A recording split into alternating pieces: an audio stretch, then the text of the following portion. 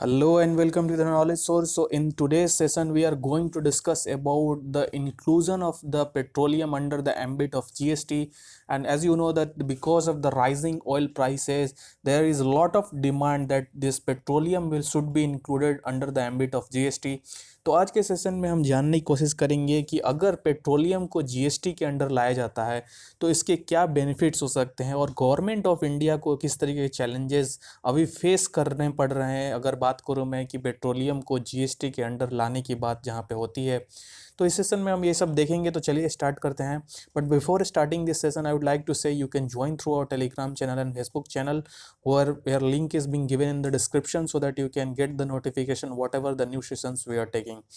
सो अगर हम बात करें अभी, अगर राइजिंग ऑयल प्राइसेज अगर लास्ट 2-3 मंथ्स में देखें हम, तो there is a sharp increase in the petroleum prices all around the country. और इसके पीछे बहुत सारे ऐसे फैक्टर्स हैं। अगर मैं बात करूं जहां पे ओपेक कंट्रीज जो है वो अपना डिमांड जो है प्रोडक्शन की उसको अभी तक रिड्यूस करके रखे हैं, तो वहाँ पे अगर इंक्रीज पेट्रोलियम की ज़्यादा नहीं हो रही है, जिसके चलते क्या हो रहा है कि जो पेट्रोलियम की मार्केट में थ्रू आउट अगर हम देखें डिमांड वो रिड्यूस हो चुकी है। और गवर्नमेंट ऑफ इंडिया ने भी अपने जो सेल्स टैक्सेज हैं उस पर, और इधर मैं बात करूँ सेंट्रल जीएसटी और स्टेट जीएसटी, उसके ऊपर भी इम्पोज कर चुके हैं और वो बढ़ा दिया गया है। तो इसके चलते भी जो पेट्रोलियम के प्राइसेस हैं पूरे इंडिया में, कई स्टेट्स में तो हमें ये देखने को मिल रहा है कि जो पेट्रोलियम की प्राइसेस है वो ऑलमोस्ट 100 को टच कर चुकी है।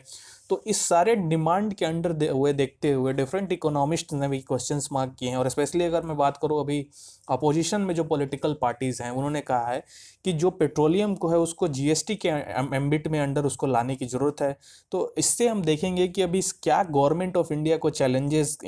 फेस करने पड़ रहे हैं। अगर मैं बात करूँ जहाँ पे ये क्वेश्चंस आता है कि जो पेट्रोलियम है उसको जीएसटी के अंडर लाया जाए, तो देखिए सबसे पहले अगर मैं बात करूँ, सबसे पहले अभी ये देखना है कि जो रिसेंट में अगर हम 2-3 ईयर्स में देखें तो जो पेट्रोलियम के प्राइसेस हैं वो बहुत ही ज़्यादा फ्लक्चुएट हो रहे हैं एज़ कम्पेयर टू जब हम 2-3 साल पहले जब जीएसटी नहीं आया था। आपको मालूम होगा कि जीएसटी जो है वो 2017 में इंट्रोड्यूस हुआ था। सो देखिए सबसे पहले तो अगर आप देखिए कि जो पेट्रोलियम प्राइसेस जो पहले था वो गवर्नमेंट ऑफ इंडिया रेगुलेट करती थी, जहाँ पे गवर्नमेंट जो है वहाँ पे जो पेट्रोलियम बाहर से आता था उसमें कि गवर्नमेंट का एक से था, जहाँ पे वो देखते थे कि जो पेट्रोलियम की अगर प्राइसेस कम हो रही हैं या ज़्यादा हो रही हैं तो उसके मद्देनज़र देखते हुए गवर्नमेंट ऑफ इंडिया क्या करती थी कि मार्केट में जो पेट्रोलियम के उनके पास रिसोर्सेज थे उसको ज़्यादा या कम कर देते थे, जिसके चलते कि प्राइस जो था पेट्रोलियम की वो मेंटेन रहता था। लेकिन अभी का ये सिचुएशन है कि गवर्नमेंट ऑफ इंडिया जो है इसमें कोई भी उसके ऊपर रेगुलेशंस नहीं है। ये टोटली अभी जो पेट्रोलियम है वो डिमांड एंड सप्लाई के ऊपर बेस्ड है, जहां पे गवर्नमेंट ऑफ इंडिया कोई भी इसमें रेगुलेशंस नहीं कर रही। तो जिसके चलते हो क्या रहा है कि अगर कहीं भी बाहर से जो पेट्रोलियम हमारा जो अराउंड 80% जो रिसोर्सेज आता है एनर्जी रिसोर्सेज, उसमें जो पेट्रोलियम की प्राइसेस में अगर बाहर के मार्केट में कुछ फ्लक्चुएशंस होते हैं, अगर बात करूँ डिमांड एंड सप्लाई की, तो उसका मेजर इम्पैक्ट हमारे हमारे इंडिया में भी पड़ रहा है। इसके बाद जो गवर्नमेंट जो है वो, अगर बात करूं मैं, कोई डिसिसिव एक्शंस नहीं ले रही है, जिसके चलते अगर आप देखें कि जो टैक्सेज अगर ऑटो फ्यूल पे अगर लगाए तो ये डबल एज स्वॉर्ड है गवर्नमेंट ऑफ इंडिया, कोई भी अगर पॉलिटिकल पार्टी रहे। इसमें अब क्या होता है कि अगर जब मान लीजिए कि टैक्स जो है वो रिड्यूस करती है गवर्नमेंट ऑफ इंडिया कुछ पेट्रोलियम्स पे, तो इससे क्या होगा कि उनके पास जो रिसोर्सेज है, उनके पास जो मनी है, गवर्नमेंट ऑफ इंडिया की जो पर्स है वो खाली हो जाएगी। और इसमें अगर ये पेट्रोलियम की अगर प्राइसेस बढ़ाई जाती हैं, अगर जैसे कि अभी हो रहा है जहाँ पे गवर्नमेंट ऑफ इंडिया सोच रही है कि अगर पेट्रोलियम की प्राइसेस को बढ़ाया जाए तो यहाँ पे उसको रेवेन्यू कुछ ज़्यादा मिल जाएगा। और स्पेशली अगर जो अभी इकोनॉमिक पेंडेमिक हिट जो इकोनॉमी है हमारी, उससे थोड़ा रिवाइवल में हेल्प मिल सकता है। तो अभी इसमें कोशिश करते हुए गवर्नमेंट ऑफ इंडिया सोच रही है कि जो पेट्रोलियम की प्राइसेस हैं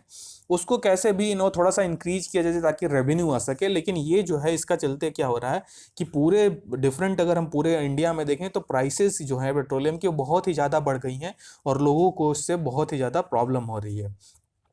सो अगर देखें हम कि जीएसटी के एम्बिट में अगर पेट्रोलियम को ला दिया जाए तो क्या किस तरीके के इम्पैक्ट हो सकते हैं। देखिए सबसे पहले तो ये मानना है कि जो अब अगर जीएसटी के एम्बिट में पेट्रोलियम आ जाएगा तो ये पेट्रोल और डीजल को सबसे पहले तो ये प्राइस रिड्यूस कर देगा। मान लीजिए अगर हम सबसे जो हाईएस्ट स्लैब है जीएसटी का वो 28% में अगर प्राइसेस पेट्रोल को रख देते हैं, तो फिर भी अगर हम देखें तो जो 100% जो टैक्सेस लगाती है गवर्नमेंट और स्टेट गवर्नमेंट मिलके, तो उससे कहीं ना कहीं कमी होगा। और जिसके चलते क्या होगा कि जो पेट्रोलियम अभी हमें जो प्राइस पे मिल रही है उससे कम मिलेगी, लेकिन अब इससे ये होगा कि जो डिफरेंट स्टेट्स हैं हमारे कंट्री के अंडर उनको रेवेन्यू लॉस हो सकता है, और जिसको फिर क्या करना पड़ेगा, गवर्नमेंट ऑफ इंडिया को वहाँ पे एक रोल प्ले करना पड़ेगा कि कुछ सालों तक या मान लीजिए 2 साल या 4 साल तक जो अगर जिस तरीके के रेवेन्यू लॉसेज हो रहे हैं उनको कंपनसेशन गवर्नमेंट ऑफ इंडिया को प्रोवाइड करनी पड़ेगी, जो कि अभी गवर्नमेंट ये नहीं चाह रही है। सो अगर आप देखें कि किस तरीके के चैलेंजेस अगर आ सकते हैं या वही गवर्नमेंट ऑफ इंडिया फेस कर सकती है अगर जीएसटी के एम्बिट में पेट्रोल को ला दिया जाए। ठीक है, सबसे पहले अगर आप देखें कि जो सेल्स टैक्स है डिफरेंट स्टेट्स की वो डिफरेंट है। सपोज महाराष्ट्र की जो सेल्स टैक्स है वो अराउंड 40% वो चार्ज करता है अपने पेट्रोल पे, वहीं एक अगर अंडमान एंड निकोबार का हम एग्जाम्पल लें तो वो 6%